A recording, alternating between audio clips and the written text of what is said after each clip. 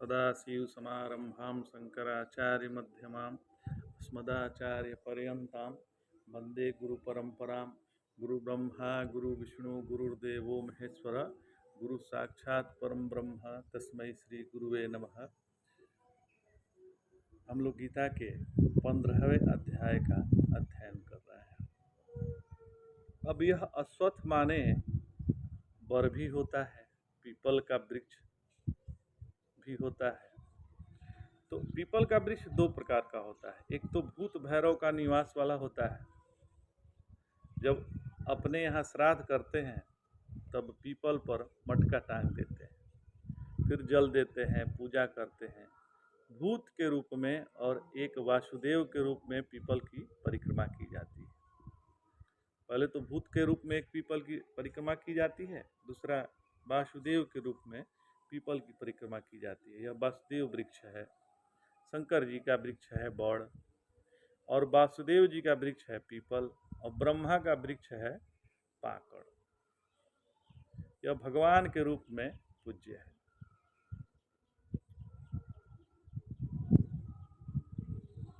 और भूतों के लिए निवास के लिए भी प्रसिद्ध है। रात के समय कोई पीपल के वृक्ष के नीचे नहीं जाता, नहीं जाना चाहिए। उसके पत्ते फड़फड़ाते हैं तो डर लगता है। थोड़ी सी भी हवा चले तो पीपल के पत्ते बहुत खड़खड़ाते हैं, और अनजान आदमी तो डर जाता है कि इसका कोई इस पर चढ़ा हुआ है क्या, बैठा हुआ है क्या। तो अश्वत्थ वृक्ष दो प्रकार के हो गए। वेदों में इसका वर्णन है, ऊर्ध्वमूलो वाक शाखा एषो स्वः सनातनः। यह मंत्र कठोपनिषद में है।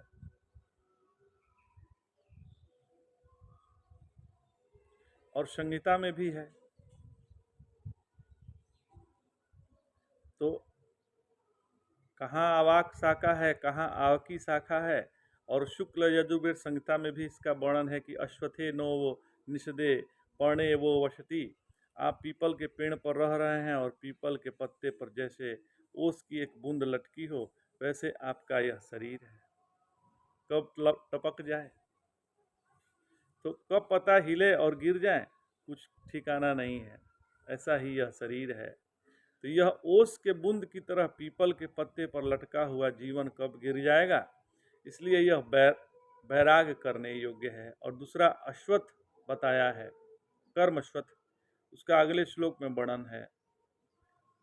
अध शूर्ध्व प्रसातस्य शाखा गृण प्रविधा विषय प्रवालाः अधस्य मूलान्य संतानानि कर्म बुध्नाति मनुष्य लोके।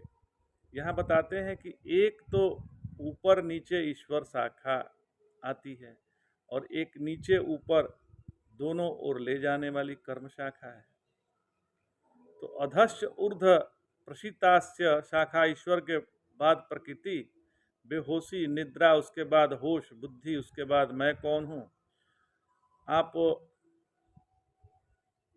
जागने का क्रम देख लीजिए। जब अपनी नींद थी और नींद टूटी तो जरा सा होश आया, परंतु मैं कौन हूँ यह स्फुरण नहीं हुआ। फिर हुआ कि मैं हूँ, थोड़ी देर बाद पता चला कि मैं हूँ। मैं यह कौन सा स्थान है, तो कलकत्ता है कि वृंदावन। उसके बाद यह पंच तन्मात्रा क्या है, तो शब्द स्पर्श रूप रसगंध। प्रतिदिन हम लोग सांख्य तत्व का अनुभव करते हैं। निद्रा है प्रकृति, और होश आया तो हो गया महत्त्व, और अहम भाव का उदय हुआ तो अहंकार हो गया। शब्द स्पर्श रूप रसगंध, इसका दर्शन होने लगा, पंच तन्मात्रा हो गया। इसके बाद इनके विकारों से सारी सृष्टि बनती है। यह शास्त्रों में लिखा है।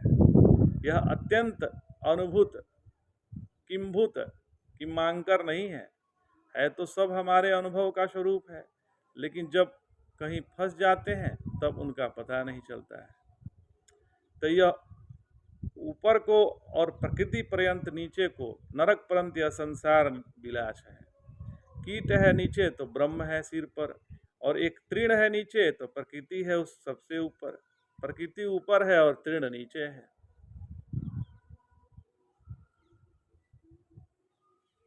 तो यह हमारा शरीर है। ऊपर सिर है, नीचे हाथ लटके हैं, पांव लटका है, अधस्य शाखा, उधर अधस्धुर से प्रसितारस्य शाखा, इसमें नीचे की ओर ऊपर भी जाते हैं, ऊपर से नीचे भी आते हैं। रक्त का संसार है, हृदय में आता है, सिर में जाता है। मल है, भोजन करते हैं तो ऊपर से करते हैं, अमल मूत्र आदि नीचे जाते हैं। तो ऊपर्ध्वस्य प्रसिताशस्य शाखा, यही सतोगुण, रजोगुण, तमोगुण, इन तीनों गुणों के अनुसार होते हैं। मतलब कहने का तात्पर्य यह है कि ऊर्ध्वमूलम अधो शाखा, तो ये अपना जो सिर है यही तो सबका केंद्र है। देखा जाए शरीर में ही आ जाइए तो शरीर मान लीजिए कि परमात्मा है, वही सारे शरीर के जितने अवयव हैं, आर्गन हैं, सबको नियंत्रित करने वाला है, यहीं से नियंत्रित होने वाला है। इसकी शाखाएं नीचे की ओर फैली हुई हैं, देखिए न्यूरॉन्स सब नीचे फैले हुए हैं, उसी से सब हो रहे हैं। तो ऊर्ध्वमूलम अधो शाखा, तो ये शरीर को ही वैसे देख लीजिए, जड़ ऊपर है, नीचे शाखाएं हैं। बहुत सुंदर वर्णन भगवान ने किया है। यह ऊपर की ओर प्रकृति पर्यंत और नीचे की ओर नरक पर्यंत यह संसार का विलास है। जब हमारा ध्यान स्वयं की ओर होगा तो हम प्रकृति से ऊपर उठ जाते हैं, भगवान की ओर बढ़ने लगते हैं। और जब नीचे नरक में जाने लगेगा तो संसार में फंस जाता है। कीट है नीचे तो ब्रह्म है सिर पर, एक तृण है, नीचे से प्रकृति है, सबसे ऊपर प्रकृति ऊपर है और तृण नीचे है। तो उद्धर से पृष्ठास्य शाखा, यह हमारा शरीर है, ऊपर सिर है, नीचे हाथ लटके। विषय प्रवालाहा, इसमें जो संसार के विषय हैं, माने एक तो शब्द सुनाई पड़ते हैं, कोई कठोर होता है, बड़ा क्रूर शब्द होता है, और कोई बहुत मधुर शब्द होता है।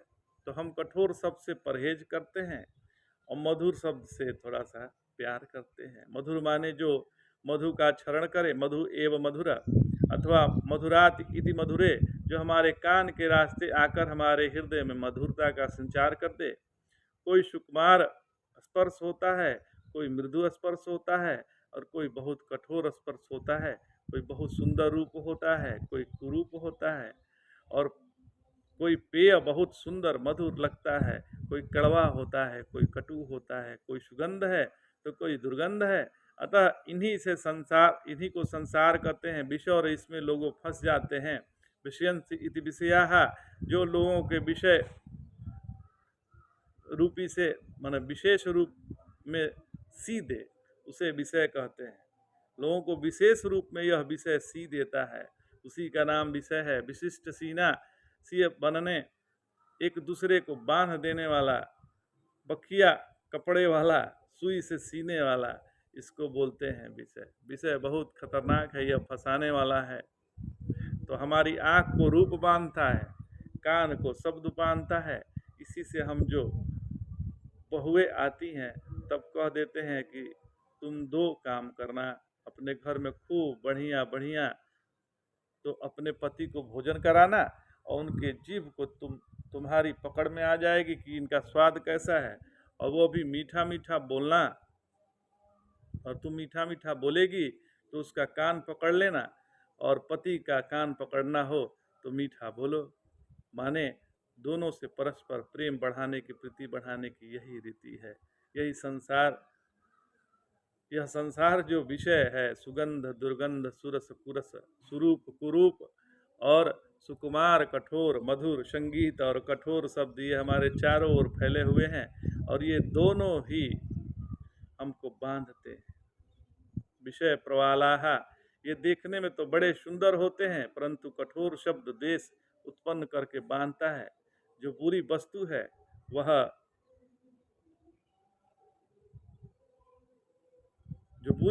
है वह अपनी बुराई से हमारे हृदय में द्वेष पैदा करती है, और द्वेष से क्रोध होने लगता है, और क्रोध से हिंसा का जन्म होता है, और हिंसा भाव आने से संघर्ष होता है। यह बुरे भी हमको बांधते हैं, अच्छे ही नहीं बांधते हैं, बुरे भी बांधते हैं। रात को सोते समय कहीं दुश्मन की याद आ गई तो उसी के बारे में चिंतन करने लगे। संसार में जो सुंदर लगते हैं वे भी हमको बांधते हैं, और जो दुश्मन लगते हैं वो भी हमको बांधते हैं। आज इतना ही। जय जय शंकर, हर हर शंकर।